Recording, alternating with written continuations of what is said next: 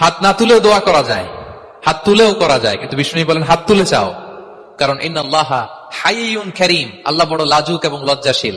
বান্দা যখন হাত তুলে ভিক্ষুকের মতো কিছু চায়, ওই হাত খালি হাতে ফিরিয়ে দিতে আল্লাহ লজ্জা লাগে। হাত তুলে চাইবেন। দোয়াতে আল্লাহর নামগুলো ধরে ধরে ডাকুন, ইয়া আল্লাহ, ইয়া রহমান, ইয়া রহিম, ইয়া হাইয়ু, ইয়া কাইয়ুম বিরহমাতিকা আস্তাগীথ। আল্লাহ নাম ধরে ধরে চান, ওই দোয়া আল্লাহ কবুল করবেন। বিশ্বনবীর উপর দুরূদ পড়েন, যে বিশ্বনবীর উপর দুরূদ পড়ে না, ওই দোয়া আল্লাহর কাছে কবুল হয় না, এটা আকাশে পেন্ডিং থাকে।